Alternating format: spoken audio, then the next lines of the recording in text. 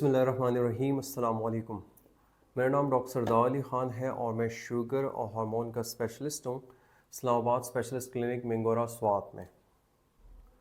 मलकन division दीर Swat Bajaur agency और दीगर अज़ला में ख़वातीन में एक ख़ास किस्म की बीमारी पाई जाती है जिसे हम हाइपोथायराइड कहते हैं। हाइपोथायराइड में थायराइड जो है, जो गिल्लड़ है, वो एडिक्वेट अमाउंट में थायरॉक्सिन नहीं बना पाता और हमें पता है थायरॉक्सिन बनाने के लिए आयोडीन दरकार होता है, आयोडीन की रिक्वायरमेंट होती है। तो इन इलाकों में मलकन डिवीज़न में, दीर स्वात में, दीगर अज़ला में, ये पहाड़ी इलाका है, यहाँ पे बारिशें दीगर इलाकों की बनिस्बत बहुत ज़्यादा होती हैं और यहाँ पे सैलाब भी बहुत ज़्यादा आते हैं, जिसके नतीजे में यहाँ के पानी में,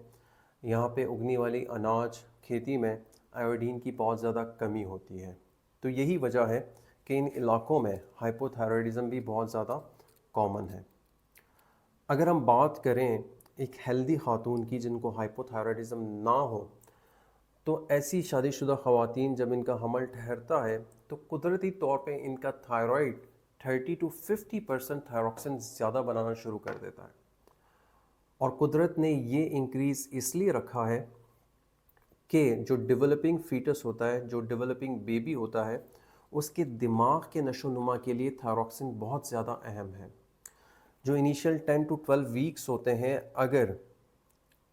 बच्चे को थायरॉक्सिन ना मिल सके, चूँकि बच्चा जो है वो माँ के थायरॉक्सिन पे डिपेंडेंट होता है और 3 माह के बाद वो ख़ुद से थायरॉक्सिन बनाने के काबिल हो जाता है, लेकिन इससे पहले अगर इसको थायरॉक्सिन एडिक्वेट अमाउंट में ना मिले तो ऐसे बच्चे पैदा होने के बाद स्कूल गोइंग एज में अपने हम उम्र से इनका आईक्यू लेवल, इनकी लर्निंग कैपेबिलिटीज़, इनकी ज़हानत बहुत ज़्यादा पीछे होती हैं, ये पढ़ाई में बहुत ज़्यादा कमज़ोर होते हैं। अब हम बात करते हैं कि हाइपोथायराइडिज़म कैसे ख़वातीन की फ़र्टिलिटी या उनको बांझपन में मुब्तला कर सकती हैं। देखिए, अगर कोई ख़ातून हाइपोथायराइड में मुब्तला हो और उनको काफ़ी अरसा गुजर चुका हो और उनकी तशख़ीस ना हुई हो, तो ऐसी ख़वातीन में ओवुलेशन नहीं होती। मतलब यह है कि उनकी अंडादानी अंडा नहीं बना पाती, तो हमल नहीं ठहरता, क्योंकि एग जो है वो बहुत इंपॉर्टेंट है फर्टिलाइजेशन के लिए, हमल ठहरने के लिए।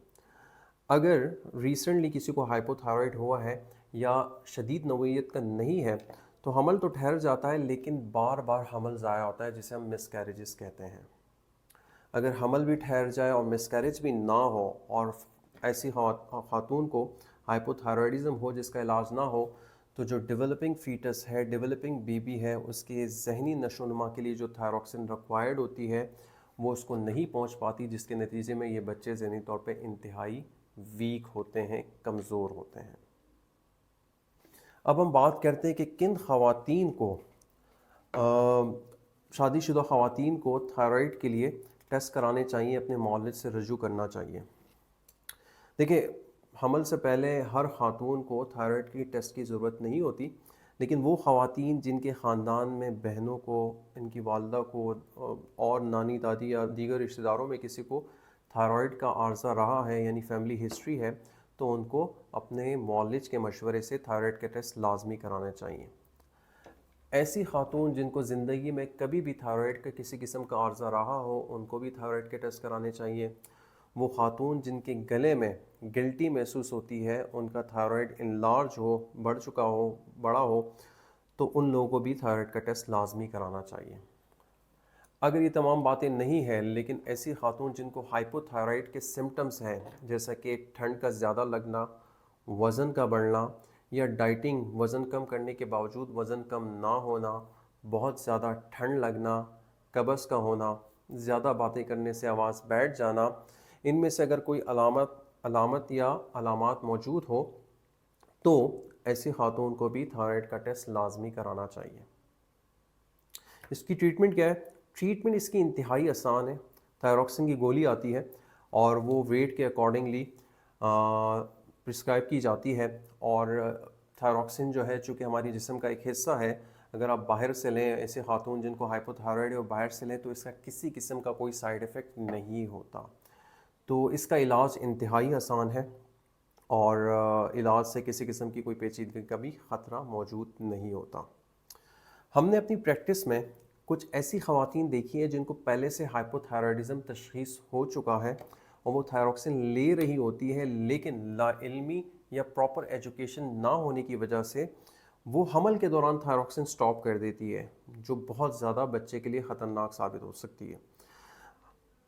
اس میں ہوتا یہ ہے کہ ان کا یہ خیال ہوتا ہے کہ جس طرح دیگر دوائیاں جو ہے حمل میں بچے کو نقصان پہنچا سکتی ہیں، تو تھائروکسن بھی شاید بچے کو نقصان پہنچا سکتی ہے۔ تو آپ نے ہمیشہ یہ یاد رکھنا ہے کہ جو خواتین ہائپوتھائرائڈ ہیں وہ تھائروکسن لے رہی ہیں، تو حمل کے دوران تھائروکسن انتہائی ضروری ہے، اور شروع کے 10 ویکس، شروع کے 10 ہفتوں میں اگر تھائروکسن کی کمی ہو تو بچہ ذہنی طور پہ خدا نخواستہ کمزور ہو سکتا ہے۔ تو ایسی خواتین کو تو ہم کونسل کرتے ہیں کہ انہوں نے تو تھائروکسن بالکل روکنی نہیں ہے، اور اگر حمل ٹھہر جائے تو فوراً رجوع کرنا ہے اپنے ڈاکٹر سے، تاکہ وہ ٹیسٹ کرا کے دیکھ لے کہ ان کا جو تھائروکسن کی بلڈ میں وہ ہے لیول ہے وہ بالکل نارمل ہے۔ اور ہم یہ بھی ایڈوائز کرتے ہیں کہ حمل ٹھہر جائے، وہ اپنے معالج کو جلدی نہیں دکھا سکتی تو وہ خود سے جتنی بھی گولیاں لے رہی ہیں اس میں ایک گولی کا اضافہ کر دیں۔ آخری بات جو انتہائی اہم ہے کہ ایسی خاتون جن کو ہائپوتھائرائڈزم ہے اور وہ ایک بچے کو ڈیلیور کر رہی ہیں، اور فرض کریں اس کا ابھی علاج نہیں ہو رہا، تھائروکسن وہ نہیں لے رہا، تو وہ ذہنی طور پہ تو کمزور ہو سکتا ہے، لیکن یہ ضروری نہیں ہے کہ بچے میں بھی ہائپوتھائرائڈ کی بیماری ہوگی یا بچہ بھی ہائپوتھائرائڈزم کی بیماری کا شکار ہوگا۔ ضروری نہیں ہے، بہت کم ایسے بچے ہوتے ہیں جن کو ہائپوتھائرائڈزم ڈیولپ ہوتا ہے، کیونکہ بچے کا اپنا جو تھائرائڈ ہوتا ہے وہ فنکشننگ ہوتا ہے، وہ کام کر رہا ہوتا ہے، تو بچے کو پیدائش کے بعد تھائروکسن کی ضرورت نہیں ہوتی۔ لیکن اگر خاندان میں ہائپوتھائرائڈزم کی بیماری چل رہی ہو اور دیگر فیملی ممبرز میں بھی ہائپوتھائرائڈزم کی بیماری موجود ہو، تو بچوں کے پیدائش پہ لازمی تھائرائڈ کا ٹیسٹ کرانا چاہیے، کیونکہ بہت سارے بچے جو ہیں اگر وہ ہائپوتھائرائڈ ہو اور وہ ڈائگنوز نہ ہو سکے اور اس پہ وقت گزر جائے، تو ایک تو ان کی ہائٹ نہیں بڑھتی، ان کی ہائٹ چھوٹی رہ جاتی ہے اپنے ہم عمر بچوں کے مقابلے میں، اور ذہنی طور پہ وہ بہت زیادہ کمزور ہو جاتے ہیں۔ امید ہے ان باتوں سے آپ کو اندازہ ہوگا کہ ہائپوتھائرائڈزم کا ایک شادی شدہ خاتون کے